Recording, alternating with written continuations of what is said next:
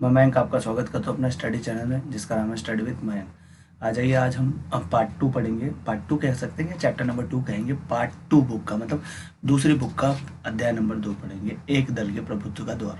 एक दल के प्रभुत्व के दौर में हुआ क्या क्या और किस प्रकार उसने अपने प्रभुत्व को कायम रखा और अपने प्रभुत्व को कायम रखने के लिए उसने क्या क्या कार्य किए। आइए इन सब चैप्टरों में इन सब चीज़ों के बारे में धीरे धीरे करके जानने की कोशिश करते हैं। अगर मैं बात करूंगा एक दल के प्रभुत्व की, तो मैं सीधे सीधे एक मेरे मन में एक चित्र उभर रहा है और वो चित्र है कांग्रेस का।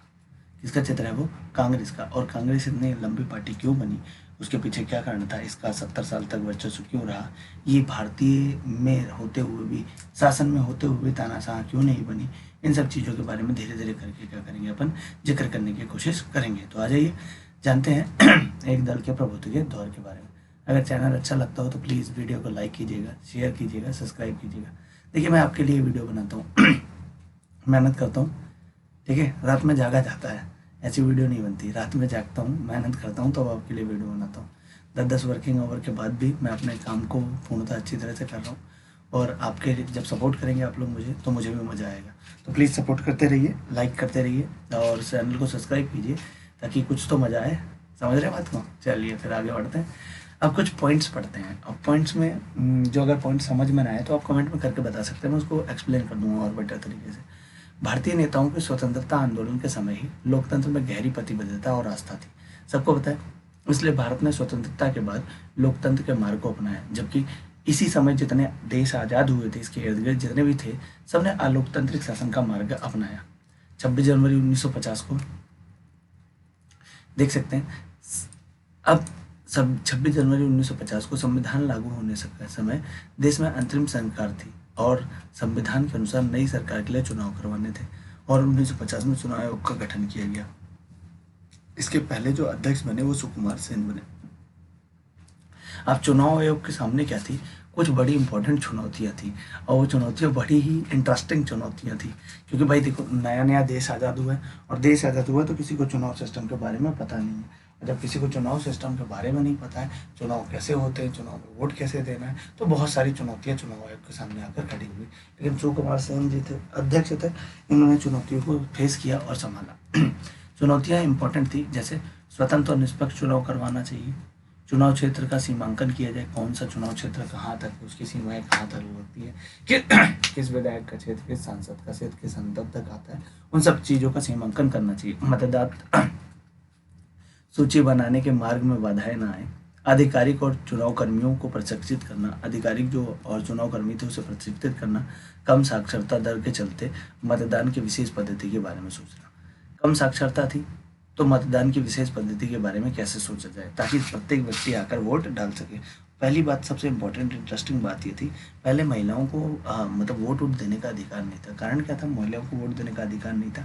महिलाओं को वोट देने का अधिकार इसलिए नहीं था क्योंकि महिलाएं क्या करती थी, अब महिलाएं वहाँ रहती तो थी, परंतु महिलाएं पुरुष के अंडर में रहती, तो जो उनसे वो उनके पुरुष कहते थे, अर्थात उनके पति लोग कहते थे, वो वही करते थे, उससे ज़्यादा वो कुछ कर नहीं पाते थे। इसलिए मैंने आपसे कहा कि महिलाओं के सामने एक काफ़ी बड़ी चुनौती थी, वो कैसे इन सब चीज़ों को क्या करें, फेस करें, कैसे इन सब चीज़ों को करें, कैसे इन सब चीज़ों को फेस करें। इन सब के बारे में उनके पास क्या थी, बहुत सारी चुनौतियाँ थी। इन सब चीज़ों को लेकर उनके सामने बहुत बड़ी चुनौती थी। अब क्या हुआ, चुनाव आयोग की चुनौतियाँ।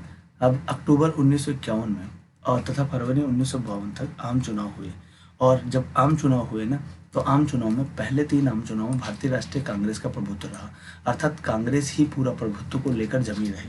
हमेशा के लिए कांग्रेस एक प्रभुत्व वाली पार्टी थी और जमी रही। भारत के एक दल का प्रभुत्व दुनिया के अन्य देशों में एक पार्टी के प्रभुत्व के इस प्रकार भिन्न रहा। मैक्सिको में PRI की स्थापना 1929 में हुई, जिसने मैक्सिको में 60 वर्ष तक शासन किया, परंतु इसके रूप परिपूर्ण तानाशाही का था। अलग अलग देशों का मैं जिक्र करूंगा और आपको बताऊंगा कि जिस प्रकार शासन का भागदौड़ कांग्रेस ने 70 साल संभाला और वह तानाशाह नहीं बनी, लेकिन और पार्टियों को देखा जाए तो और पार्टियां अलग अलग जगह थी और वो क्या बन गई, तानाशाह बन गई। तो इनमें क्या अंतर देखने को मिलता है? बाकी देशों में एक पार्टी का प्रभुत्व है, लोकतंत्र की कीमत पर कायम हुआ है। चीन, क्यूबा और सीरिया जैसे देशों में संविधान सिर्फ एक ही पार्टी की अनुमति देता है। चीन हो गया, सीरिया हो गया, या और भी पार्टियां होंगी, सिर्फ संविधान एक ही पार्टियों की अनुमति देता है। म्यांमार, बेलारूस और 1952 में संपन्न हुए, और उन सब 1952 में संपन्न होने के बाद भी पहले 3 आम चुनाव में भारतीय राष्ट्रीय कांग्रेस का प्रभुत्व रहा, और प्रभुत्व रहने के बाद भी 70 साल तक ये भारत पर बोलते हैं सबने शासन किया, परंतु इसका रूप कभी तानाशाही नहीं हुआ। लेकिन अन्य जगहों की मैं बात करूँ, चाहे मैं मैक्सिको की बात करूँ, चाहे मैं आपका बेलारूस की, चीन की, चाइना की, किसी की भी बात करूँ, यहाँ पर जो पार्टियां थी वो एक ही तो थी, परंतु उनका जो शासन करने का तरीका जो था वो लोकतांत्रिक ना होकर वो तानाशाही हो चुका था। ऐसे में मैक्सिको की एक पार्टी की बात करता हूँ, PRI पार्टी थी। अब इसने इसकी स्थापना 1929 में हुई थी और मैक्सिको में 60 वर्ष तक शासन किया, परंतु इसका स्वरूप परिपूर्ण तानाशाही का था। बाकी देश में एक पार्टी का प्रभुत्व और लोकतंत्र की कीमत का कायम हुआ। चीन, क्यूबा और सीरिया जैसे देशों में संविधान सिर्फ एक ही पार्टी की अनुमति देता है। ठीक है, संविधान एक ही पार्टी को, एक दलीय व्यवस्था है। म्यांमार हो गया, बेलारूस हो गया, ऑस्ट्रेलिया जैसे देश में एक ही पार्टी के प्रभुत्व कानूनी पर सैन्य उपायों का कार्य कायम हुआ है। अब अगर मैं बात करूं, भारत में एक अन्य पार्टी का प्रभुत्व लोकतंत्र, स्वतंत्र, निष्पक्ष चुनाव से हुआ रहा है। कांग्रेस के प्रथम 3 आम चुनाव में वर्चस्व प्रभुत्व के कारण सॉरी कांग्रेस में 3 प्रथम चुनाव वर्चस्व क्यों रहा? कांग्रेस जो प्रथम चुनाव होते थे 3,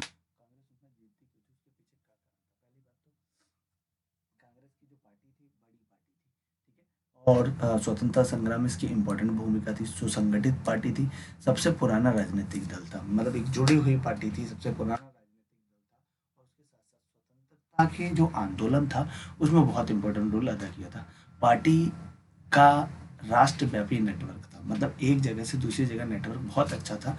इसमें कुछ प्रसिद्ध नेता भी थे, सबको समेटकर मेलजोल के साथ चलने की प्रकृति थी।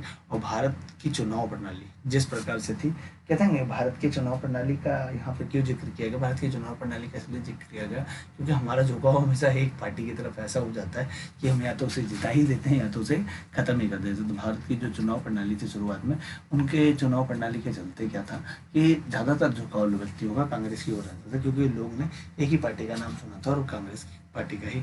कांग्रेस की जो विचारधारा है ये एक प्राकृतिक विचारधारा है, जिस विचारधारा में गठबंधन की बात होती है। और अगर मैं बोलूँ तो कांग्रेस एक ऐसी पार्टी है जो प्रत्येक व्यक्ति को लेकर चलती है, चाहे गरीब हो, चाहे अमीर हो, चाहे और कोई व्यक्ति हो, सबको लेकर चलती, किसी एक के फायदे के बारे में बात नहीं करती। ऐसा नहीं मैं कांग्रेस की आपकी फॉलोअर हूँ, फॉलोअर नहीं, ना मोदी का फॉलोअर हूँ, ना कांग्रेस का, ना बीजेपी का, किसी भी पार्टी का फॉलोअर नहीं, बस मैं आपको फैक्ट से एनालाइज करवा रहा हूँ कि क्या क्या चीज़ें हुई। कांग्रेस की प्रकृति एक सामाजिक और विचारात्मक गठबंधन की है। कांग्रेस में किसान, उद्योगपति, शहर बासिंदे, गांव के निवासी, मजदूर और मालिक एवं मध्य और निम्न वर्ग के तथा जाति सबके जगह मिली है। कांग्रेस ने अपने अंदर गर्मपंथी, नरमपंथी, दक्षिणपंथी, वामपंथी और मध्य वर्गीयों को समाहित किया है। गर्मपंथी है, वामपंथी है, सबको समाहित किया कांग्रेस ने। और कांग्रेस के गठबंधनीय स्वभाव ने विपक्षी दलों के सामने समस्या खड़ी की है और कांग्रेस को असाधारण शक्ति दी है। चुनावी प्रतिस्पर्धा के पहले दशक में कांग्रेस ने शासक दल की भूमिका निभाई और विपक्ष की भी। इसी कारण भारतीय राजनीति में इस कालखंड को कांग्रेस प्रणाली कहा जाता है। भारतीय राजनीतिक कालखंड को कांग्रेस प्रणाली कहा जाता है। अब कांग्रेस प्रणाली क्यों कहा जाता है? क्योंकि इस कालखंड में क्या था, कांग्रेस का ही दौर था और कांग्रेस ही इस समय बहुत पावरफुल पार्टी के रूप में उभर कर सामने आई, जिसका जनता का समर्थन था। जनता के साथ साथ और व्यक्ति भी इसका समर्थन करते थे, जिससे यह पार्टी एक बड़ी पार्टी के रूप में उभर कर सामने आई। अब कुछ बातें जानते हैं कि जितनी भी आज आप पार्टियां देख रहे हैं सभी पार्टी के नेता कहीं ना कहीं बेसिकली रूप से कांग्रेस से ही जुड़े थे। बाद में ये आए, इन्होंने पार्टियां अलग की और अलग बने, लेकिन अगर मैं बेसिकली रूप की बात करूं तो ये कहीं ना कहीं कांग्रेस से ही जुड़े हुए थे। जैसे मैं देखिए कुछ बात करता हूँ प्रमुख विपक्षी दलों की, जैसे साम्यवादी दल, समाजवादी दल की बात करता हूँ। 1934 में कांग्रेस का एक गुट तथा 1948 में गुट था और फिर वो अलग होता है कांग्रेस से और एक नया दल बनाने की मांग करता है। ठीक है, इसके प्रमुख नेता जो थे वो जयप्रकाश नारायण थे, जिन्होंने किसान क्रांति की थी। ठीक है, अशोक मेहता, MN जोशी, राम मनोहर लोहिया इत्यादि। लोकतांत्रिक समाजवाद में विश्वास करना। तो फिर भारतीय साम्यवादी दल है। 1935 में कांग्रेस का एक समूह दिसंबर 1941 में कांग्रेस से अलग होकर 1964 के कारण विभाजन, ठीक है, KM Gopal, SS Dogra, PJ Joshi, Ajay Ghosh, EMS दिन आदि उत्पादन के साधनों पर सरकार का नियंत्रण, सार्वजनिक वितरण प्रणाली मजबूत हो, कृषकों और भी साधन है वो सारे सरकार के नियंत्रण में होने चाहिए, क्योंकि सरकार के अगर नियंत्रण में होंगे तो सरकार सार्वजनिक वितरण प्रणाली को लागू करे, मतलब प्रत्येक रूप से सब में जिसको जरूरत है चीज़ों की उसमें बंटवारा किया जाएगा। समर्थन, यूएस और पश्चिमी देशों का विरोध करना। दूसरी चीज़ है स्वतंत्र पार्टी। स्वतंत्र पार्टी का मतलब क्या है बता देता हूँ मैं आपको। स्वतंत्र पार्टी डेमोक्रेटिक पार्टी अगस्त 1959 में सी राजगोपालाचार्य और के एम मुंशी, एन जी रंगा और मीन मसानी आदि सरकार का कम हस्तक्षेप, मुक्त अर्थव्यवस्था, मुक्त बाजार, गुटनिरपेक्षता की आलोचना, यूएस से मित्रता, तिब्बत की आज़ादी, ये सारे कुछ इंपॉर्टेंट पॉइंट है।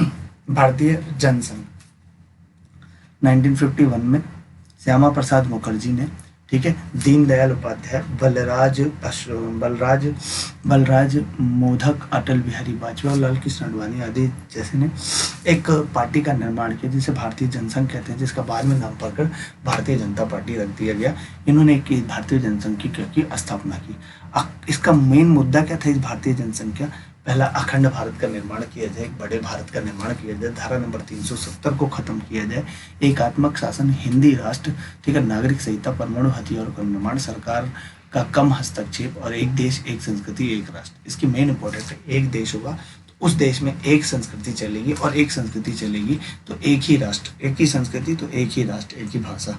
इंपॉर्टेंट है, इसलिए मैंने आपको बता दिया। और जितनी भी पार्टियां अभी तक मैंने आपको जिक्र करके बताई, ये कहीं ना कहीं कांग्रेस से टूटकर ही बनी थे, क्योंकि ये कभी ना कभी कांग्रेस के अभिन्न अंग थे और कांग्रेस में ये लोग शामिल होते रहते थे। अगर वीडियो अच्छी लगी हो तो प्लीज़ लाइक कीजिएगा, शेयर कीजिए, सब्सक्राइब करना बिल्कुल मत भूलिएगा। माता रानी जवाब देंगी, ठीक है, सब्सक्राइब जरूर कर दीजिएगा।